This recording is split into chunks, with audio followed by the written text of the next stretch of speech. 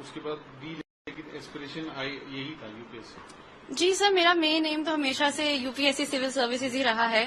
تو اسی کے دوران میں نے Jammu and Kashmir state civil services کا بھی ایگزامینیشن دیا تھا. تو I was in the process of UPSC also, کیونکہ after I qualified the Jammu and Kashmir civil services examination میں نے UPSC کا مینس لکھا، اور پھر while I was undergoing training, ابھی میری ٹریننگ چل رہی ہے، تو میں نے جو اپنا پرسنالٹی ٹیسٹ ہے UPSC کا وہ ابھی ٹریننگ کے دوران ہی دیا.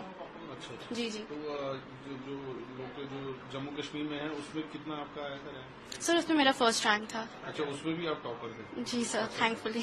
تو ابھی اس میں 7th آپ کا رینک آیا اوور آل. جی سر. تو کس طرح کی تیاری، سب یہی پوچھتے کس طرح کی تیاری رہی، کیا کیا آپ نے پڑھائی کی، کیسے اس کو اٹیمپٹ کیا؟ سر تیاری وہی ہے جو سب ٹاپرز ہمیشہ سے بولتے آتے ہیں، میری تیاری بھی اسی کا مکس اینڈ میچ تھا.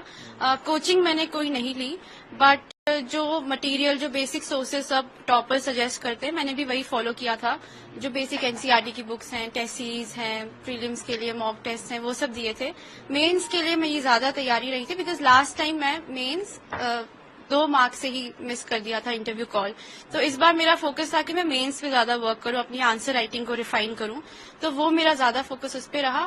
اور پھر فائنلی ٹریننگ کے دوران جو میں نے اپنا پرسنالٹی ٹیسٹ کا پریپریشن کیا، اس میں میرا دھیان تھا کہ میں کرنٹ افیئرز وغیرہ پہ زیادہ فوکس کروں، اور اپنے آپشنل پہ جو کہ لا ہے اسے بھی ریفائن کروں. تو وہی رہا. بچپن سے بتائیں کیسے، کیا اسکول سے ہی تھا کہ UPSC کریں گے؟ اسکولنگ کہاں ہوئی ہے؟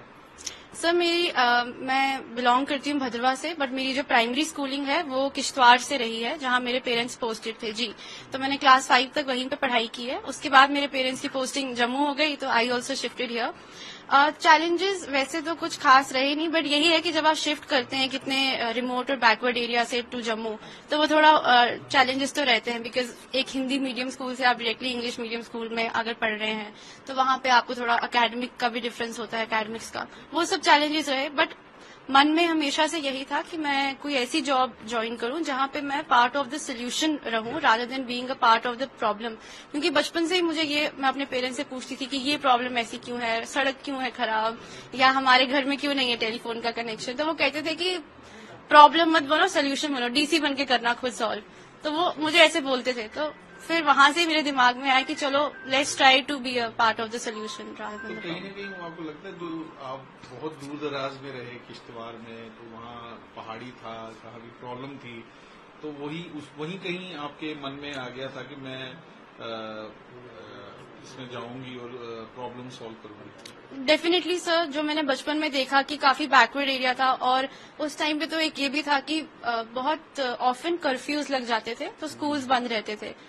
تب مجھے یہ بھی نہیں معلوم تھا کہ یہ کیا ہو رہا ہے، کیوں اسکول بند ہے، ہم کیوں نہیں اسکول جا رہے. تو وہ سب ہمیشہ سے ہم پڑھتے تھے کہ اچھا DC کا آرڈر آیا تو کرفیو لگ گیا، یہ ہو گیا. تو میں پوچھتی تھی یہ کیا ہے، یہ کیوں ہے. تب میرے پیرنٹس نے کہا کہ یہ ہمارا جو سولوشن پرابلم کا جو ہے، یا کوئی بھی ایشو اگر ریزالو کرنا ہے تو you have to be a part of the executive. So I think وہاں سے دماغ میں تھا کہ کیسا لگ رہا ہے